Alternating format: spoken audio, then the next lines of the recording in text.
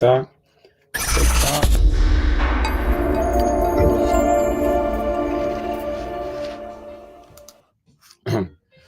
Welcome to another episode of Real Estate, Real Talk, Real Life, and Real Live with your host, myself, Damon the Agent. I want to thank you all for joining me each and every Friday at 12 noon, where I bring you the latest real estate topics. Always do my Q&A, questions and answers, and then also have a topic of the day. Today, I'm going to talk to you about cash offers and hard money loans. Cash offers and hard money loans. The pros and cons of cash offers. You know, cash is king. Cash rules supreme when it pertains to everything. But depending on which side you are, sometimes cash can be the best thing since sliced bread, or because it's a cash offer, it may not be always the best thing. But I just want to let you know that, for example, when a lot of people are looking at HGTV, they are going on these various websites such as Zillow, Redfin, and then sometimes when they see how things are negotiated, what they have to take into consideration is the form of financing when these terms are negotiated, when offers are made. Cash offers in most cases can offer less than list price because cash rules supreme. When you're making a cash offer, most of the time, there are no contingencies. There is no appraisal contingency. There is no inspection contingency. Even though when you make a cash offer, you can do still a home inspection, but there is normally no contingencies because you're paying cash, you are accepting the property in most of the time in the condition that it is in. You are warranting all those things. That is one of the reasons that a lot of cash offers are made less than list price. Now, also when making cash offer, it is unheard of to ask for closing costs because that's like you're offering cash, but you're asking the seller for cash back. So because it's a cash offer, you're asking for less. I mean, you're not asking for any closing costs, but you're offering less. And understand the reason also being is when you're making a cash offer, your closing costs normally is not the normal price, is normally cheaper because you don't have any lender fees in your closing costs. When people are paying closing costs, there's an accumulation of property taxes, lending fees, title company fees are factored into closing costs. So when you're making a cash offer, you don't have the lending fees because you are paying cash. Therefore, you offer less and your closing cost is normally less as well too. So the pros when it pertains to offering cash offer, if you are a buyer, most of the time you're going to get the property for less than list price. Very few people offer cash and pay whatever the advertised price is when it pertains to buying a home. Now, when you're using a loan product, that's a totally different ball game because there are contingencies that are associated with the loans: home inspection contingencies, and appraisal contingency. These contingencies are warned because the lenders want to ensure that the property is actually in good condition. Let's say hypothetically, if the property has to go into foreclosure, they need to make sure that the property is already in tip-top condition or in the best shape to approve the loan. So a lot of time there are contingencies with the loan products. Now, I mentioned that if you're on the buyer side when you're making a cash offer, how it can be the pros. If you're on the seller side, depending on you. Now, what I mean by that is you have some sellers who, no matter what, whatever the property is listed for, they want the maximum amount. But if you're getting a cash offer, most likely the con is you're not going to get the maximum amount. You can wait on it, but most people who are offering cash are not going to offer you list price. That's just a rule of thumb. Why should they? I mean, it is what it is, unless somebody eagerly, really wants your property.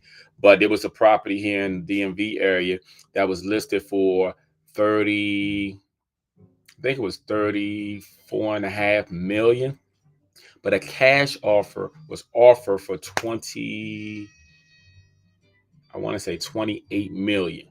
So even in a case like that where you have all these millions of dollars, when you are the seller, the con is accepting cash offer, you're not going to get the most money that you actually want. But the pro is because it's a cash offer, you don't have to warn any of the risks that normally comes with a loan, such as the appraisal contingencies, the home inspection contingencies. So those are the pros and cons with the cash offer. Now, I also want to talk about hard money loans. Hard money loans, and many times our investors use these when they are making offers on an investment property. A lot of times they would say that it's cash when they make the offer, but it's really the hard money loan because they use it as cash, similar to cash, but there's still some financial terms involved with hard money lenders. I will always tell you all, like I always say, to speak with a reputable lender, especially a hard money lender who can actually who can actually explain things to you thoroughly. Because when it pertains to hard money loans, is not as simple as people may see. There's always a timeline involved. It's like the for each day that they have to provide the loan, it's going to cost you. So a lot of times you have investors who are using these things, but times are of the essence. So when most people who are making cash offers and using hard money loans, what tends to happen is they normally want a settlement that is sooner than later. Once the title has cleared, most of the time they want to go to settlement ASAP, because in doing so, there's a time restriction involved when the hard money loans give you a loan of their money. So the sooner you buy, sell, flip, do all the things you need to do, the less it's going to cost you. The longer you hold on to the property, the more it's going to cost you to use a hard money loan. Now, the hard money loans is good for investors, but like I said, talk to a reputable hard money lender because there are requirements involved. It's going to cost you. It's not just free money. Like sometimes people think when they get a loan, it's just a loan. But understand, you might borrow 500,000. You might got to pay 5%, 25% as points. And then it depends on each day that you hold the property. So again, I don't want to get in depth with that. I just want to bring it up. So when people think about hard money loans, understand it is used as a form of cash when making an offer on investment properties, but you need to speak with the hard money lender in order to know what the terms are, because the terms can cost you a lot of money. And when you are investing in anything, real estate, stocks, anything, the goal is to make money, not to lose money. And sometimes you're going to lose money, but as long as you make money, it's good money. But if you lose money and you don't make money, that's bad, because that's a negative on your end. That's the reason why sometimes you may have a high turnover rate for a lot of lenders or investors. I meant to say investors, not lenders. You might have a high turnover rate for investors because some people who do invest, they don't know the formula. And because they don't know the formula, they tend to lose a lot of money. I mean, that's all I'm going to say on that. So let me just say that that is the hard money loan term that I wanted to explain to you all. Now, also for those who don't know, and I did summarize it and explained it into um, a short, simpler version, but hard money loan is a type of loan that is secured by real estate property. Hard money loans are considered loans of last resort or short-term bridge loans. These loans are primarily used in real estate transactions, with the lenders generally being individuals or companies and not banks. Hard money loans are primarily used for real estate transactions. They are generally money for a hard money loan is a way to raise money quickly but at a higher cost. And what that means is you get the property, you basically, try to resell it, renovate it, flip it, sell it for more money. But it's going to call you, because terms of hard money loans can often be negotiated between the lender and the borrower. These types of these types of loans typically use the property as collateral.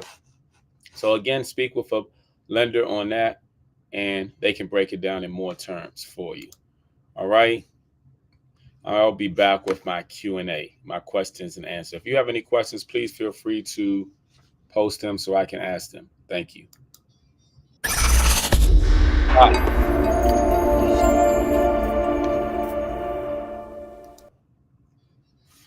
All right, all right, all right. Before I do the Q&A, please follow me on all social media platforms: Facebook, Instagram, Twitter, Threads, LinkedIn, Snapchat, TikTok, and YouTube.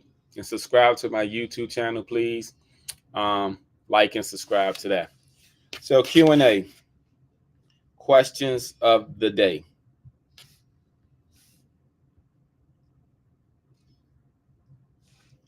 All right. All right. The first question is: since the election is over, how do you see this housing market going? Since the election is over, how do you see this housing market going? Um, excuse me. Basically, it depends on which side you're on. For buyers and sellers, it's going to be totally different. I don't know which side you're on, but let me just give an example of both sides. For buyers, like I mentioned last week when someone asked a question, in certain areas, the inventory is rising. And because the inventory is rising, some buyers have put buying on hold. So it makes supply and demand situation. And in that particular case, when the supply is high and demand is low, prices either stay where they are or they tend to drop. For sellers, that can be a problem because most sellers, whatever they list their property at, that's what they want to sell the property for and more. And on top of that, many sellers have been spoiled since 2020. Ever since COVID hit, prices have skyrocketed, therefore creating an illusion that houses are going to keep going up, keep going up, keep going up. And on top of that, creating the sense of, oh, once I put my house on the market, I'm going to get X amount of dollars. Because there are more houses now in certain areas than there are buyers, that means houses are tend to move slower. When houses tend to move slower, that doesn't mean the house is not going to sell. It just means there are more houses than there are buyers. That means buyers have an option now to search around, to shop around. And because they have an option to search and shop around, they have choices. For sellers, that's not a good thing for them. So, on the selling side, you may wait a little longer to sell your house, especially in certain areas, because you have buyers who are shopping around. It's just like when people go into a shoe store and you see all these selection of shoes, and you go in there and you might try them on, and some of them fit you, some of them don't. They don't have your size in some. So, therefore, what ends up happening is they will tend to they would tend to basically they would tend to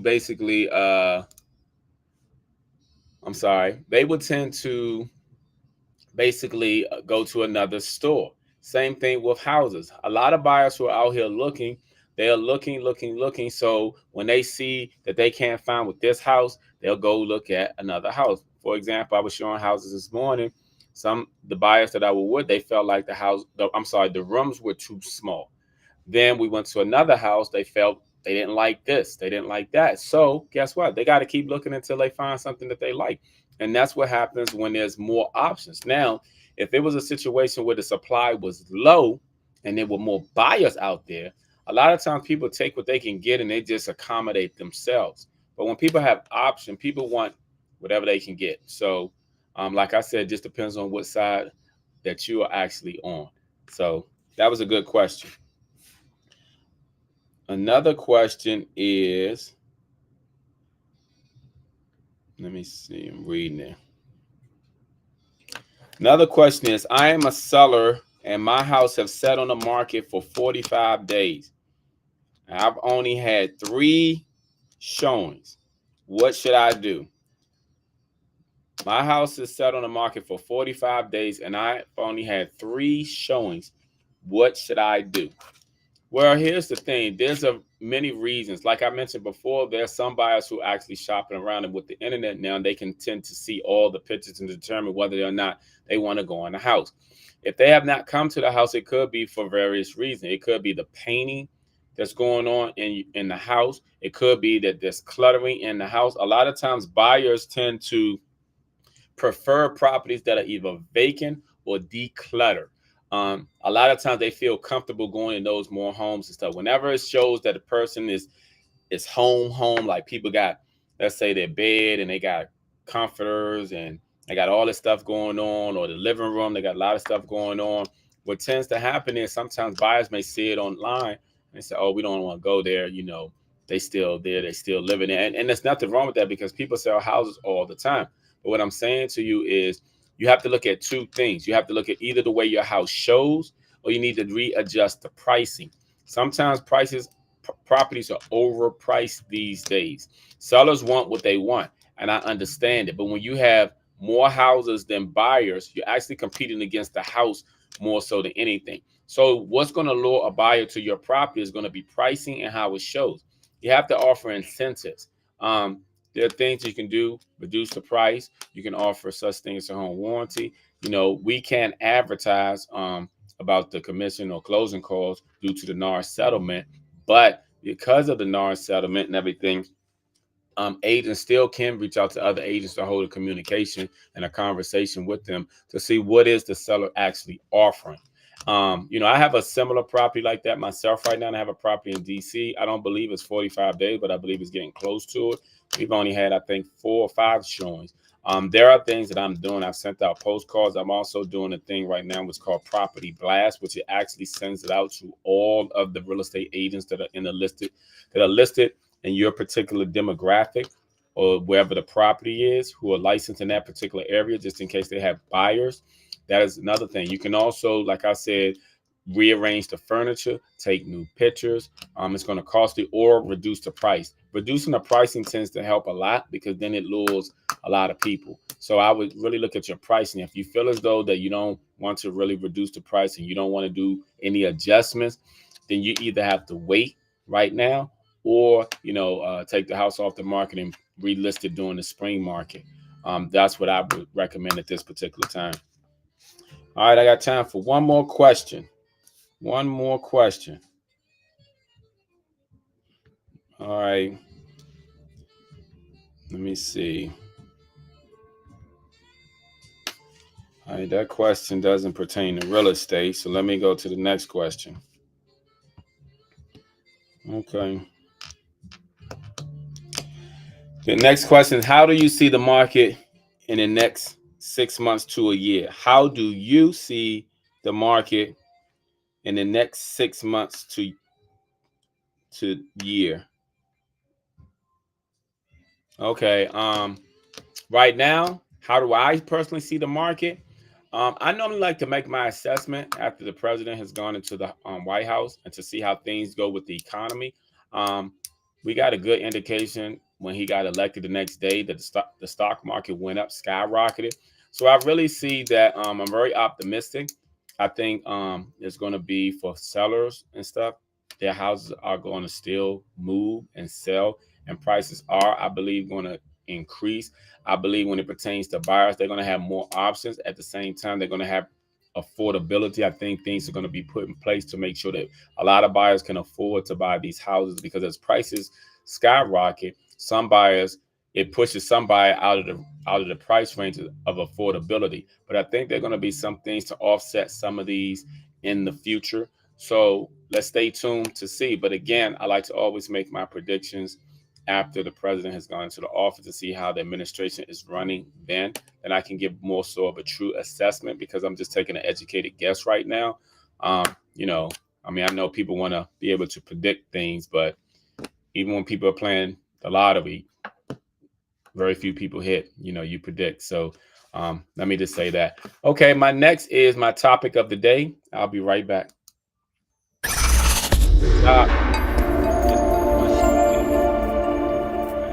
Into my topic of the day. All right, all right, all right. I want to say, first of all, before I go into my topic, I want to thank you all for always joining me each and every Friday at 12 noon. Um, I thank you all. I know you're taking your time to be in. I try to stay on for roughly 30 minutes at the most. Try to give you first 10 minutes of real estate, next 10 minutes of Q&A, and the last 10 minutes on the topic of the day. So this week, I am going to talk about infidelity. Now, it's going to touch some people, but it might touch more people than fewer people. The reason why I say that is I was holding a conversation with a lady this morning, and she was saying that her mother, excuse me, she was saying that her mother, her grandfather, she had just recently found out about her grandfather, and it was because her grandfather was married and had infidelity, with her grandmother, had, had a baby by her grandmother. So, of course, that happens more often than spoken upon. I know there are many people who, like, especially for women, who are hurt, who get hurt because the man that they trusted, loved, has cheated on them, especially when they go out there and have babies on them. And then it started to make me think about my life. I think so many of us that's here on this earth today, we are the product of infidelity, whether people realize it or not. I mean, I know it's hurtful. And the crazy part is, I have a cousin, which she posted on social media that she can't stand people who cheat or whatever, but she my little cousin. She don't even know she was created because her father, who was my uncle, cheated and had her. And I know it's hurtful because nobody wants to be cheated on, especially, behind your back. But many of us are the product of infidelity. Me, myself, my father, he was married to two women at the same time. He was married to his first wife. He was married to my mother. Neither one of them knew that he was married. This was in a time back in the 60s, early 70s. This was at the time where, it wasn't technology back then like it is now. So it's easy to find people and to find out information now. But back then it wasn't. They filed things in a file cabinet and put it in a building somewhere. So my father was married to two women at the same time, first wife and then my mother. So my father had four sons. My father had four sons. And here's the thing. His first wife, he had son 1 and 3. His second wife, which was my mother, he had son 2 and 4. I'm number 4. And neither one of them knew about things till later on when we were younger. When I was younger, I was kind of outspoken and I said something, when my father wanted me to tell a lie and I didn't tell a lie, I told the truth. So, of course, I got a butt whooping. But at the same time, though, it exposed a lot. And of course, I know for my father's, like, to be honest with you, the situation when my mother found out about it, it actually caused her to have a nervous breakdown, that she never really fully recovered from. And my father's first wife, it caused her to be bitter towards his kids, my father's kids that wasn't his, which was kid 2 and 4. And I'm number 4. And I say that to say that whenever kids come into the world, they're innocent, you know, just like we may be adults now, we're innocent from what our parents did, but without the infidelity, many people wouldn't even exist, whether they realize it or not.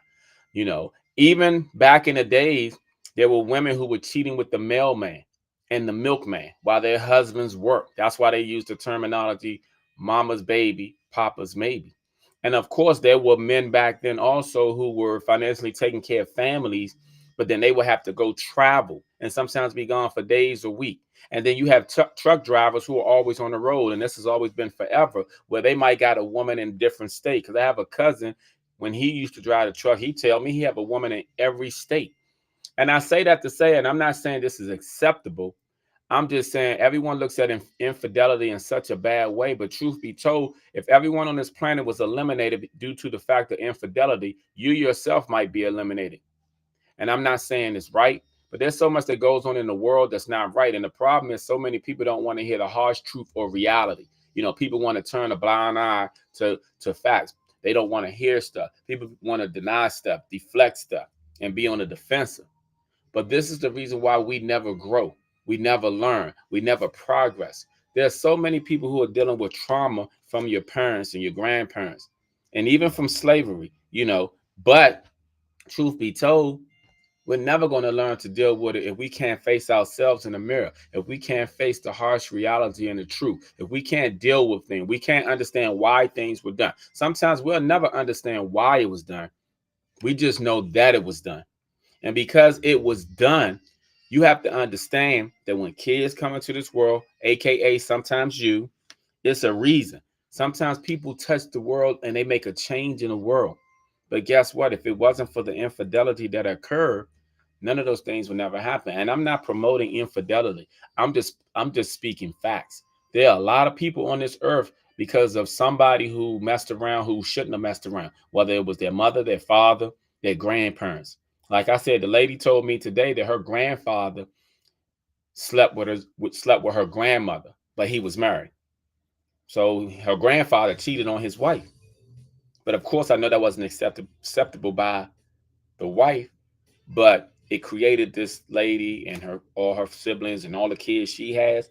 And I'm just saying to say that before you judge someone, before y'all, want to get mad at everyone and want to hurt and kill someone, look at yourself. Look at how you was created, what you here. I'm not saying anything's acceptable that's wrong. It's just like killing's not acceptable, but people out here kill. Stealing is not acceptable, but people out here steal. You know, all I'm saying is take a look at yourself before you judge. And when it pertains to how many of us are here on this earth, we're here for a reason. We're here through the man above, and we're here because behaviors took place. Now, the only thing we can do is try to have a forgiving heart. But the truth is, though, is so many people on this earth don't have forgiveness in their heart. You can't forgive that person who cheated on you or dogged you, even though you might have been here for the fact that you were created because your parents, somebody, father or mother, was cheating. I know somebody else, a buddy of mine, he was dealing with a woman. He has a child by a woman, and he was always raising the boys. They were boys. And he used to always say to me, I don't think that boy's mine. He used to always say that. Now, long story short, he used to give her money for Christmas, give her money for this, but she became greedy. She got into a relationship. Financially, she became greedy, so she wanted to take him for child support. The first thing I said to him, get a DNA test because you've been telling me for years you don't think that boy is yours. So he took the DNA test. The results came back. The boy wasn't his. I asked him, I said, are you still going to have a relationship with the boy? His response was no, that ain't my son. And my response was, that ain't the kid's fault. See, the problem is as adult, we get so much caught up in our emotions and our feelings that we damage these kids out here. And some of us are damaged. And then we wonder why they grow up to be juvenile delinquents, a menace to society, don't know how to act. You got so many people out here, even grown people my age and older, don't know how to act, have never grown up maturity wise. I say that to say that kids are always innocent in any type of infidelity situation. But unfortunately, kid stuff is taken out on kids. And see, God sees all. How you treat kids, how you treat people. And if the forgiveness is in your heart. If forgiveness is not in your heart, you'll never prosper. This goes for everyone. It's a reason why you're stuck where you are and you haven't gone further. Sometimes you need to analyze you. Analyze your heart. Analyze yourself. Analyze, have you forgiven people? And I say all that to say that whenever infidelity occurs, it's going to be a lot of unforgiveness. There's going to be a lot of hurt and a lot of pain. And again, I'm not promoting it. All I'm saying is take a look at yourself because many of you are here today because of your parents, grandparents' infidelity. So as you move through life, learn to forgive all. Learn to be the best version of yourself. Compete against you. Don't compete against others because if you fall way short, self-esteem is affected then. Look at yourself. And that's all I want to say about infidelity. All right, you all, come back with my recap. TikTok, what's up?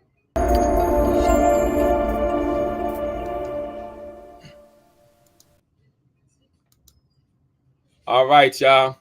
Again, please follow me on all social media platforms: YouTube, Instagram, Facebook, LinkedIn, Twitter, Threads, TikTok, and Snapchat. Follow me on YouTube. Here's my recap, y'all. I went over cash money, cash offers, and hard money loans. Understand the pros and cons of a cash offer is the pro is you offering less than list price. You're not paying as much in closing costs. You go to settlement sooner. The con is if you're on the seller side, you're not going to get list price. That's really the con for the seller. You're not getting list price, regardless of how good your house is. It could be $1,000,000. Most people are not going to buy it unless they're desperate for that home. And when you got cash like that, you can get a lot of other homes. And when it pertains to hard money loans, please always check with a hard money lender because there are fees that are calculated into the hard money loan that people are unaware of when they're buying investment properties, particular. So please know that, and also know that hard money loans are used as cash. We're making offers on investment properties. And I just talked about infidelity, y'all. I said that many of us are on this earth due to the infidelity of either our parents, grandparents, or someone. It's hurtful for people to find out that someone has cheated on you, yes. But at the same time, though, it's even more hurtful for those children that are born through the infidelity because of the fact that they didn't ask to come here. So when it pertains to infidelity, though, do a check on yourself, because there's a lot of mama's baby, papa maybe, because mama has cheated. There's a lot of people who got brothers and sisters out there that they don't even know about, and sometimes they'll never know about, because as life, we're all human. We all make mistakes. But at the same time, we should all learn to forgive each other, because we're all human and we all make mistakes. So please check out my website, damontheagent.com, and let me know if you have any questions. You can also reach me at 202 618 1382. 202 618 1382. Next Friday, I will not be here because it is Thanksgiving weekend, but I will join you all the first week of December. I hope you all enjoy your turkey day. Please enjoy it. Eat all that you want. That's your day to eat and be merry, because you to be thankful. I am thankful for each and every one of you all joining me. I thank you all for spending some time with me. And if you all need something, please reach out to me. I'll do my best to help. Hey, I'm here. I pray that you all have a great day, great weekend, and I'll see you all in 2 weeks. All right. Have a good one.